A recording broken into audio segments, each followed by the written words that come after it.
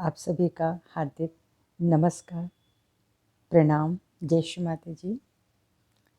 एक प्रश्न जो मेरे पास आया है वह हो सकता है कि सहज योग में वो नहीं हूँ बहन, और सुनते-सुनते उनको लगता होगा कि ये क्या चीज़ है। तो उनका जो प्रश्न आया है मेरे वीडियो पर ही कि सहज केंद्र क्या है और सहज इलाज क्या है? तो सबसे पहले ये बता दूँ कि सहज केंद्र जो है वह सहज योग को समझने के लिए जो सेंटर्स हैं, जो केंद्र हैं, जो हॉल होते हैं, वह ठीक उसी तरह से होते हैं जैसे आप किसी मंदिर जाते हैं। मंदिर जब जाते हैं तो आपको पता होता है कि आप कौन से मंदिर जा रहे हैं, ठीक है? कोई विशिष्ट हनुमान जी के यहाँ जा रहा है, कोई श्री राम मंदिर जा रहे हैं, कोई भगवान श्री कृष्ण के पास जा रहे हैं, कोई शिव जी के पास जा रहे हैं, कोई देवी माँ के पास जा रहे हैं। तो जिस-जिस तरह के विशिष्ट मंदिर होते हैं और आपको पता होता है कि हमको यहाँ जाना है, उसी तरह से एक सहजयोगी को जो योग में चला गया है, वो भी सहज योग में, तो वह वहाँ उस केंद्र पर जाता है जिसको कहते हैं कलेक्टिविटी का स्थान, एक सामूहिकता का स्थान। जिस तरह से संत समागम होता है, सत्संग होता है, वहाँ पे सत्संग लोग सुनने आते हैं और यहाँ पे वही सत्संगी इकट्ठे होकर के परम पूज्य श्री माता जी निर्मला देवी का प्रवचन सुनेंगे, भजन भाव रखेंगे, पूजन अर्चन करेंगे। जिस प्रकार से वो हमें बता गए हैं, समझा गए हैं, उसी हिसाब से हम लोग पूजन करते हैं। और वह एक मंदिर ही है, लेकिन इस मंदिर में हम सभी योगी होते हैं और इस मंदिर में हम सभी को ये पता होता है कि किस विधि ये ध्यान अर्चन पूजन करना है। तो हम सब उस तरह से कलेक्टिव हो जाते हैं कि एक साथ बैठकर करेंगे, एक साथ बैठकर मंत्रोच्चारण होगा, एक साथ सब कुछ। दूसरी चीज़ है कि इसमें कोई मूर्त नहीं है। जब आप किसी मंदिर में जाते हैं तो कोई न कोई जहाँ मूर्त बनी होती है, देखिए वो होती तो वो काल्पनिक ही है। अब आप उसमें किसी में आप प्राण प्रतिष्ठा कर दें, किसी में अति प्राचीन कह दें। सबसे बड़ी चीज़ है कि उसमें अगर वाइब्रेशन है वो अति प्राचीन है, वो किसी बहुत बड़े संत के द्वारा निर्मित कराए गए हैं, तो निश्चित उसमें चैतन्य होते हैं जो बहुत ही पुराने जगहों से जिसको कहते हैं कि भू से स्वयं पृथ्वी से निकले हुए जो भूभाग होते हैं, जो निर्मित होते हैं, वह बिल्कुल चैतन्यित होते हैं। लेकिन हर मंदिर में, हर जगह पे, हर छोटी-बड़ी जगहों पे जो गढ़ करके पत्थर की मूर्त लगा दिया जाता है, वो प्रतीक है, वो माननीय है, लेकिन वह चैतन्यित हो ये ज़रूरी नहीं है। मतलब उसके आपके आत्मा के वाइब्रेशंस वहाँ से जाके मिलता हो, ये ज़रूरी नहीं है। आपकी अपनी आत्मा के वाइब्रेशंस हैं, अगर आप उनको नहीं पकड़ पा रहे हैं, इसीलिए आप जगह-जगह चले जा सकते हैं। लेकिन जो लोग आत्मा को पकड़ते हैं, समझते हैं, उसके चैतन्य को, उस पर ध्यान लगाते हैं, तो उनके लिए कोई अब मूर्त नहीं रह जाता। वो परमात्मा के सभी स्वरूप को मानते हैं। और मैं तो कहती हूँ सभी स्वरूप छोड़िए, सभी धर्मों को मानते हैं। और जो आजकल ये गंदगी फैली हुई है, मैं ही सर्वश्रेष्ठ, ये गलत, वो गलत, ये काल्पनिक, ये अकाल्पनिक, ये जो सारी चीज़ें एक दूसरे को नीचा दिखाने के लिए हो रही हैं, वो सहजयोग में बिल्कुल भी नहीं है। सहजयोग केंद्र का अर्थ है आप आएँ, यहाँ बैठें, आपको किस अध्येता की, किस ध्याय को करना है, किसका ध्येय करना है, किसकी धारणा करनी है, वह सारा कुछ आपके भीतर होता है और केंद्र सामूहिक रूप से उस पर ध्यान कराता है। ठीक है? सामूहिकता में जब हम जाते हैं तो हम विराट की स्थिति में पहुँच जाते हैं। विराट माने जहाँ सब कुछ एक है, एकाकार है। तुम एक, मैं एक, वह एक, ये एक। जब इस तरह की स्थिति में हम चले जाते हैं, तब हमको एक ऐसी जगह की ज़रूरत होती है जहाँ बैठ के सब एक चेतना के लोग एक साथ बैठ सकें। वह सहजयोग का केंद्र होता है। ठीक है? तो उसमें आपकी कोई बनाई हुई मूर्ति नहीं स्थापित होती है।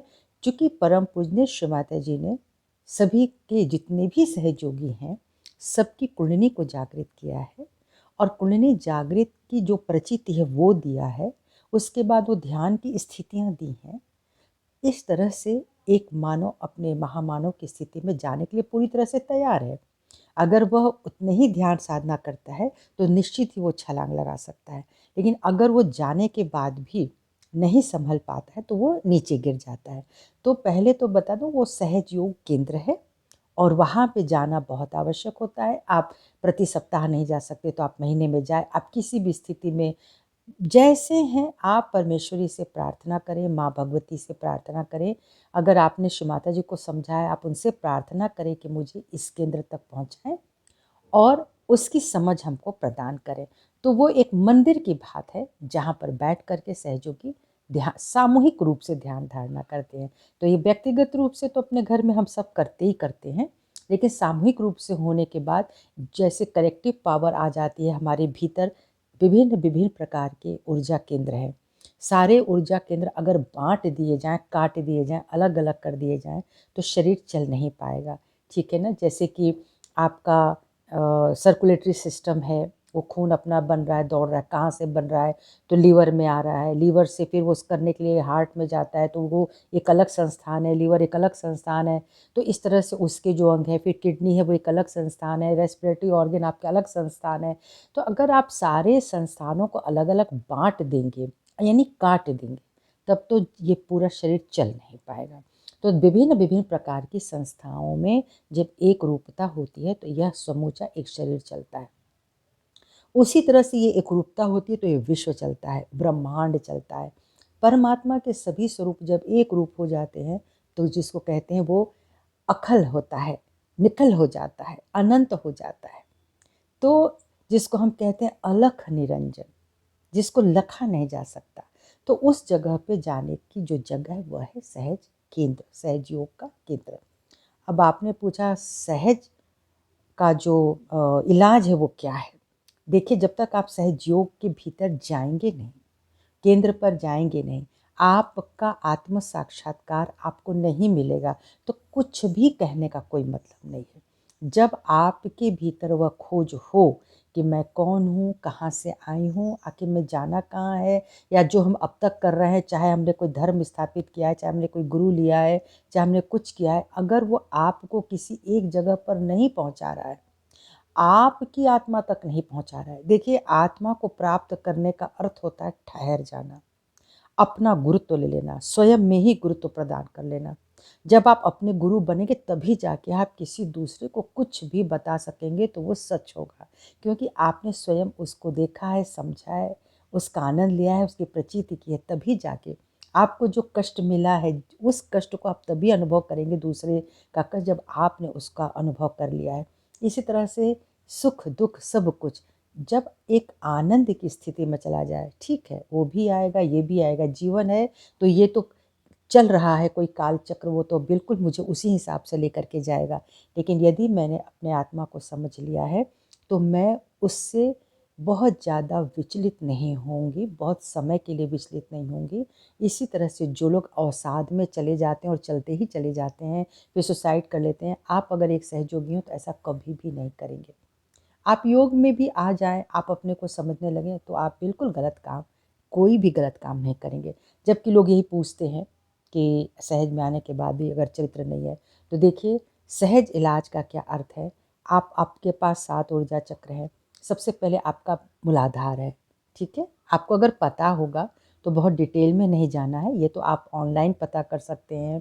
आप कोई भी चार्ट अगर ह्यूमन चार्ट ले लें, अब तो जगह-जगह ह्यूमन चार्ट दिखते हैं, जो सटल सिस्टम है, मनुष्य का सूक्ष्म शरीर है। अगर आप उतना भी जानते होंगे, तो आपको पता होगा कि सबसे पहले जो मूलाधार चक्र है, उस मूलाधार चक्र पे ध्यान किया जाता है। ये सहजयोग की प्रथम शर्त है कि आप अपने मूलाधार चक्र को देखें। कहीं ऐसा तो नहीं कि आपका व्यवहार बहुत ही अनर्गल है, बहुत ही ओछा है और आप में बहुत ही वासना है, तो आपको इसको प्राप्त करने में मुश्किल होगी। तो बताया गया है कि किस तरह से मूलाधार चक्र पर ध्यान करके किस तरह से इसको स्वच्छ किया जाए। तो जब आप सहजयोग के केंद्र में आएँगे, आत्म साक्षात्कार लेंगे, श्री माता जी की परम वाणी को ध्यान से सुनेंगे और अपने भाई-बहनों का आप जब सम्मान करेंगे, उनसे पूछेंगे, तो आपको बहुत कुछ पता चलेगा। तो मूलाधार चक्र का फिर इलाज होगा। जिसका मूलाधार चक्र नहीं सही नहीं होगा ना, उसको बहुत तरह के रोग हो जाते हैं और उसमें सबसे प्रमुख चीज़ है वो गुप्त रोग हो जाते हैं, क्योंकि वो गलत विचारों के कारण हैं, गलत शारीरिक अवस्थाओं के कारण हैं। तो ये जो हमारे पूरे समाज को लील रहा है, वह मूलाधार चक्र की ही अव्यवस्था है, दुर्व्यवस्था है लोगों के भीतर। वो उसकी महत्ता को नहीं समझ रहे हैं। जैसे लिव इन रिलेशनशिप, ये इतने रोगों को जन्म दे रहा है और जन्म देने वाला है, जिसका किसी को समझ में नहीं आ रहा, अंततः वो पागल बना के छोड़ देगा। अभी लोग इसको नहीं समझ रहे हैं। उनको लगता है कि विवाह करके क्या होगा, विवाह से क्या हो जाएगा। विवाह तो एक संस्था है, विवाह एक डिसिप्लिन है। विवाह में आप इधर उधर अगर भाग रहे हैं तो आप निराधम है, अराधम है, नराधम है। तो ये इसीलिए बनाया गया है कि इसमें यदि आपका कहीं भी मन भटक रहा हो तो आप एकाग्र करें, आप एकत्व में रहें। तो मूलाधार चक्र का फिर इलाज होता है। जिनको इस तरह के रोग होंगे, प्रोस्टेट ग्लैंड है और बहुत सारी ऐसी बीमारियां हैं जो मूलाधार चक्र से आती हैं, तो उसका इलाज सहज योग में संभव है। यहाँ तक कि मूलाधार की और स्वादिष्ठान की कमी से ही कैंसर भी आता है। गलत गुरुओं के पास जाने से, गलत मंत्रों को लेने से, गलत आचरण करने से बहुत सारी भूत बाधाएं भीतर प्रवेश करती हैं और इससे बहुत सारे मनुष्य अनजान रहते हैं। सभी अनजान रहते हैं जब तक ये ज्ञान नहीं आता। ये ठीक उसी प्रकार है कि हमने अंधेरे में सांप पकड़ लिया तो पकड़े हुए हैं, और जैसे रोशनी देखी कि सांप है, रस्सी नहीं है, तो आप झट से उसको छोड़ देते हैं। ठीक ऐसा ही एक आत्मचेतनता का प्रकाश होता है। उसके अंदर से आप देखने लगते हैं ये गलत है, ये सही है, ये संगति अच्छी है, ये संगति बुरी है। आगे जो भी हम करने जा रहे हैं ये दूरदर्शिता में हमको क्या क्या क्या क्या दे सकता है परिणाम। तो इतना जब सब कुछ कोई जान जाएगा तो फिर वो गलत आचरण में तो नहीं ही जाएगा, है ना। तो जो साधु संत होते हैं वो, जिनको पता होता है कि आचरण से क्या क्या क्या क्या मुसीबतें आ सकती हैं, क्या क्या क्या क्या रोग आ सकते हैं, वो ऐसी हरकत नहीं करती हैं। तो ये है कि सहज में इसका फिर इलाज है। ठीक है, कैंसर तक का इलाज है, बाईं नाड़ी से जनित जितने भी रोग हैं उनका इलाज है, मतलब पूरा उसका तो पूरा इलाज है। शारीरिक पक्ष जो होते हैं वो मेडिसिन के साथ हम लोग जब करते हैं, क्योंकि शरीर है, टूट गया, फूट गया, कोई अंग भंग हो गया, तो उसका मेडिसिन के साथ पूरा इलाज हो जाता है।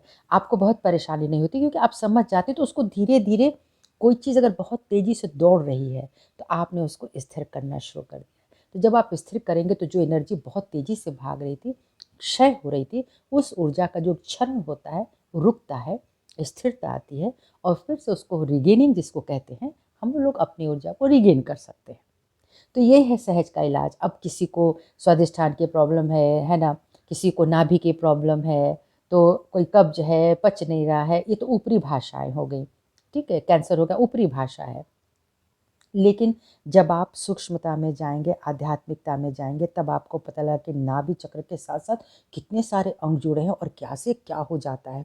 ठीक है, अब नाभि पर महालक्ष्मी है। हम लोग लक्ष्मी पूजन करते हैं, केवल धन धन धन की बात करते हैं, लेकिन जो सहजयोगी हैं, जो आत्मयोगी हैं, वो ये जानते हैं कि माता लक्ष्मी का 10 दिशाओं से आगमन होता है, उनका आनंद आता है। तो उसमें सबसे बड़ी चीज़ जब मिल जाती है वो है संतुष्टि। सब कुछ मिलेगा आपको, और सबको मिलता ही है। जो लोग योग समाधि में नहीं हैं, आज उनके पास क्या नहीं है। लेकिन हो सकता है कि बहुतों के पास सब कुछ होने के बाद भी संतुष्टि नहीं है। वो और करके अपने जीवन को दौड़ाते रहते हैं, और अंततः कोई बहुत सफलता मिलती नहीं है, क्योंकि एक से एक ऊंचे लोग हैं और एक से एक नीचे लोग हैं इस दुनिया में। तो अपने आप को देखना चाहिए कि हमको कहाँ तक और कितना दौड़ता है। इस दौड़ते रहने से कहीं ऐसा तो नहीं कि लीवर गर्म हो जा रहा है, ऐसा तो नहीं कि पैनक्रियाज समाप्त हो रहे हैं, और बहुत सारे जो अंग प्रत्यंग जुड़े हुए हैं, आपका इंटेस्टाइन है, आपका स्टमक है, बहुत सारी चीज़ें हैं। फिर आपका ब्लड सर्कुलेशन है, कहीं वो तो ब्लॉकेज में नहीं जा रहा। चिंता तो आप बहुत ज़्यादा नहीं कर रहे। तो यानी यही है सहज इलाज, कि अगर आपका हृदय बहुत दौड़ रहा है, आपका बायां हृदय जो हार्ट का पैल्पिटेशन है वो बहुत ज़्यादा धड़कन बढ़े, तो आप ध्यान करेंगे, शांत होंगे। माँ जगत जननी जगदम्बा का कैसे ध्यान किया जाता है वो बताया जाएगा। शिव जी का ध्यान कैसे लगाते हैं वह बताया जाएगा। केवल देखिए, चुपचाप बैठने मात्र से चीज़ें तो बनती हैं। शांत अगर आप बैठ जाएं, लेकिन उसकी एक शर्त होती है समाधि की, वह है निर्विचारिता। अगर आपके पास थॉटलेस समाधि है, आपके पास थॉटलेस शांति है, विचारहीन आप बैठ गए हैं, तब तो आप निश्चित ही बहुत बड़े योगी हैं। लेकिन आपके पास बैठने के साथ ही साथ, आंख बंद करने के साथ ही साथ तमाम प्रकार के विचार आ रहे हैं, वो कहीं से भी योग नहीं बना रहा। जो टोटलिटी होती है ना, संपूर्णता, जो 1+1+1+ करके जो एक पूरा योग बनाती है, वह हमारे पास नहीं है। तो जो आप जो शिवलिंग का जो प्रतीक देखते हैं, देखिए आप हम और आप बैठे हुए हैं, तो अगर एक रेखा जब खींची जाएगी तो ये इस तरह से जेकर जैसे पैराबोला बनाती है, वही शिवलिंग है, वही शिव का प्रतीक है। जब आप समाधिस्थ हो जाते हैं तो आपकी वही स्थिति हो जाती है, तो आप शिवत्व में चले जाते हैं। तो जब आप शिवत्व में चले जाएंगे, आप आत्मा की प्रसन्नता को प्राप्त करने लगेंगे, उसके चैतन्य को समझने लगेंगे, तो आपको नहीं लगता कि न जाने कितने रोगों का समाधान हो जाएगा। तो देखिए, सहयोग में इन सातों चक्रों पे जब हम अपना ध्यान लगा रहे होते हैं, या जिस जिस चीज़ की हमारे भीतर कमी है हम उस पर ध्यान लगाते हैं। सहयोग में बताया जाता है कि ये मंत्र किस किस के लिए है। जिस तरह से एक मेडिसिन आप खाते हो, अगर आपको हृदय रोग है तो आप हृदय का ही मेडिसिन खाएंगे, तो फिर आप लीवर का आपको कोई डॉक्टर नहीं देगा। इसी तरह से अगर लीवर की प्रॉब्लम है तो आपको हार्ट का वो मेडिसिन क्यों देगा, आपको ब्रेन का मेडिसिन क्यों देगा। तो वो एक डॉक्टर जानता है कि कब किसको कैसा मेडिसिन देना है। ठीक उसी प्रकार से एक गुरु, आदि गुरु, महान गुरु, परम गुरु इस बात को जानते हैं कि जो हमारे सामने बैठा है उसको कौन सा मंत्र दिया जाए, कौन सी मेडिसिन दी जाए। लेकिन सहयोग इससे भी ऊपर है। परम पूजनीय श्री माता जी ने आपको एक एक दवा दे दी है, आपको एक एक मंत्र दे दिया है, आपको एक एक चीज़ बता दी है। अब आपको इस तरह से कोई परेशानी हो, अब आपकी कुंडलिनी माँ की ऊर्जा जब आपके हाथों में आती है तो संवेदना प्रकट करती है। जिन चक्रों में आप पे खराबी होती है, ऊर्जा स्तर पे खराबी होती है, उस चक्र पे चुभन होती है, कंपन होता है, तो आप उस मंत्रों से, वाइब्रेशन से, अपने चैतन्य से जो आपके भीतर से अब प्रवाहित हो रहा है उससे ठीक हो जाते हैं। ये सहज इलाज है। कई चीज़ें सिर्फ हाथ घुमाने से ठीक हो जाती हैं, सहज इलाज है। कई चीज़ों के लिए कुछ मंत्र की थोड़ी देर की ज़रूरत होती है, वो एक इलाज है। तो आप मेडिसिन के साथ या मेडिसिन के बिना जब अपनी स्थिति को प्राप्त करने लगते हैं, वही सहज इलाज है। तो सभी चक्रों के लिए मंत्र हैं। सभी चक्रों की अपनी एक एनर्जी है जो आपको पता चल जाएगी जब आप सहज केंद्र पर आएंगे और आत्म साक्षात्कार लेंगे और इसको दृढ़ करेंगे। एक तीसरा प्रश्न मेरे पास आया है जो मैं इसी में जोड़ूंगी कि सहज योग में टिका कैसे जाए। आना बहुत आसान है लेकिन रुकना मुश्किल है। ये भी प्रश्न मुझे बड़ा ईमानदारी भरा लगा। बहुत सारे लोग आए, आते रहते हैं। जैसे जल की अविरल धारा बह रही है जो समुद्र की तरफ बढ़ती है, तो उसमें कितने कंकड़ पत्थर उसमें चलते चले जाते हैं, वो हल हल हल हल हल करके वो तरंगे जा रही हैं, लेकिन समुद्र तक आते आते जो लहरें गिर रही हैं, जो नदियाँ गिर रही हैं, वो कितनी थोड़ी हो जाती हैं और वो कितनी स्वच्छ हो जाती हैं, क्योंकि बहुत सारे कंकड़ पत्थर रुकने लगते हैं अपनी जगह जगह पे। उनका अटकाव होता है, भटकाव होता है, कहीं वो इधर टिक गए, कहीं उधर टिक गए, और जो जल है, जो तरल है, वो निकल जाता है। इस तरह से सहयोग में टिकने का वास्तव में एक बहुत बड़ी चीज़ है। हम लोग भी यही बोलते हैं, सहयोग प्राप्त कर लेना बहुत आसान है। श्री माता जी की कृपा से कुंडलिनी जागृत हो जाती हैं, उनकी कटाक्ष जागृत हो जाती हैं, और उन्होंने जो गुण दे दिया है अपने बच्चों में वो जागृत भी कर सकते हैं। लेकिन जो सामने वाला है, जो ले रहा है, उसके भी भीतर उतनी ही बैठक होनी चाहिए। बिना बैठक के तो सहयोग नहीं पनप सकता है। तो सहयोग को अपने भीतर बनाने के लिए मुझे लगता है प्रेम बहुत ज़रूरी है। किसके प्रति? अपने प्रति।